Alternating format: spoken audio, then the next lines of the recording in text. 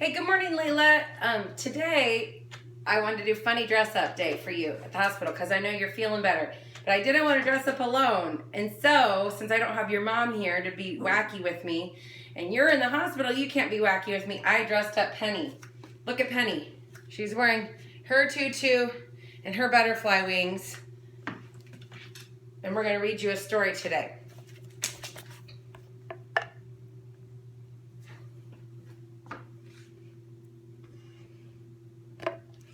Today's story is about a pet.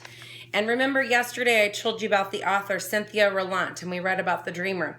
Well, she also is famous for a series called Henry and Mudge. And we kind of liked this series because of my son Henry.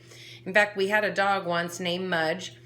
But I'm not going to read about Henry and Mudge today. I'm going to read about Henry's cousin Annie and her search for the perfect pet. Here, let's see if we can get Penny situated. Here. All right. Penny, can you sit here with Laila? Okay. Henry and Mudge and Annie's Perfect Pet by Cynthia Rylant. Annie's Wish. Henry and Henry's big dog Mudge always visited Cousin Annie's house next door. Annie used to live far, far away. Henry didn't see her much, but now she lived next door, and it was a lot of fun. Does it look like they're doing some fun things, Laila? Tossing stuffed animals out the window with a homemade parachute. Just having a good old time. Do you ever do silly things with your brothers and sisters, Laila? Henry and Annie rode bikes, played frisbee, and traded comics. And of course, they petted Mudge all the time. So scratching the belly. Does Judy like to be scratched? Your dog, Judy? Annie loved Mudge. She loved his soft eyes and his warm nose and his big paws. Annie wished that she had a dog. But her father was at work every day and no one would be home to take care of a dog. Henry felt sorry for Annie. He remembered how much fun it was to get a new pet. Mudge had been the cutest puppy. He was all round and rolly and very small. Henry could pick him up and kiss him. Henry sure could not do that now.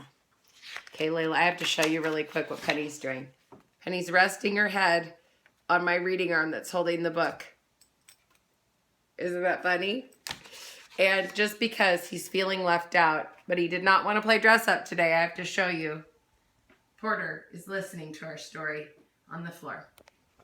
Porter has a superhero cape, Laila, but he's kind of crabby because his mama's been gone too long. So he did not want to dress up today. Okay, back to our story. And Mudge was so short that he could walk under the collie down the street.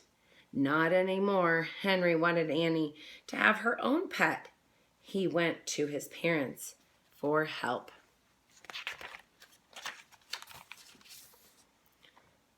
Soft and dry. Maybe she could get a mouse, said Henry's father. Annie's afraid of mice, said Henry.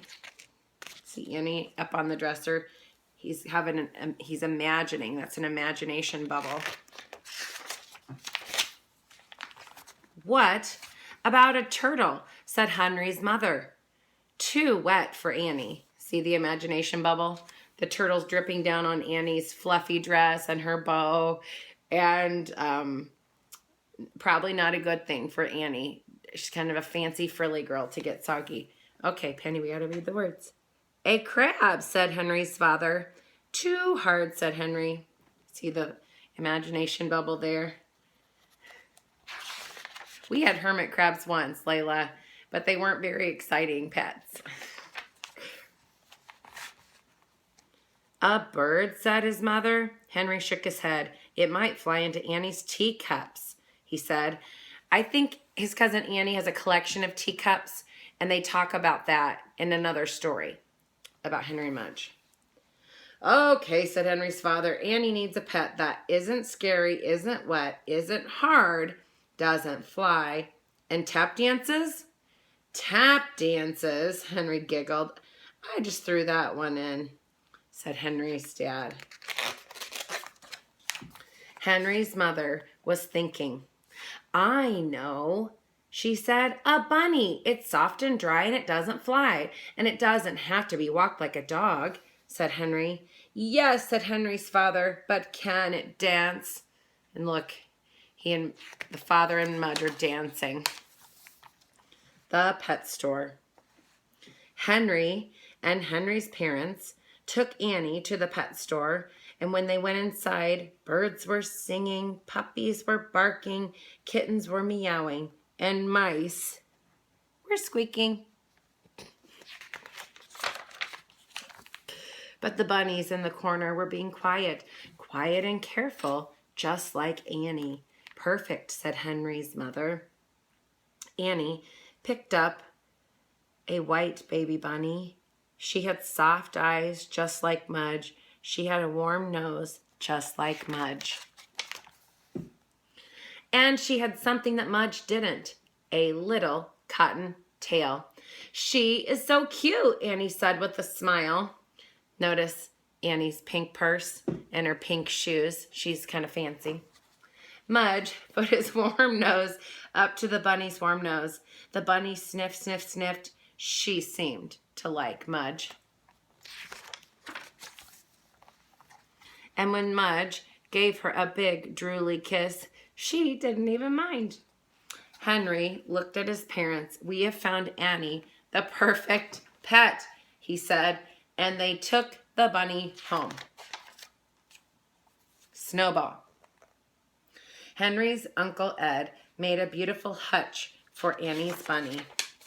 It was painted with flowers and trees. It had a little china bowl for the bunny to eat from and soft bits of cotton for the bunny to sleep on. It fit Annie's room just perfectly. Isn't that a cute little bunny hutch for a little girl's room? Annie named her bunny Snowball. She played with her and sang to her and took her to Henry's house for visits. She's carrying Snowball in a basket. Kind of reminds me of an Easter basket, Laila. The bunny liked Henry's house. She liked riding on Mudge's back. Mudge carried the bunny all around. And when he got tired, they stopped for crackers. In another story, Laila, they talk about Mudge's favorite treat being crackers. Annie was so happy to have a pet just right for her. I love my bunny, Annie told Henry. I know, Henry said. She's soft and dry and doesn't fly. Suddenly, the bunny went flying through the air and landed onto Mudge's back, and Annie laughed. Maybe she does, she said. The end. So that was one of our Henry and Mudge stories about his cousin Annie. I thought you would enjoy that today, Laila. And Penny's patiently sat here and been our reading friend. She would make, I think, a good companion dog to sit and read with people. Penny, can you tell Laila goodbye? Bye, Laila. I hope you keep getting healthier and keep staying strong and fierce. And we'll see you soon when you come home.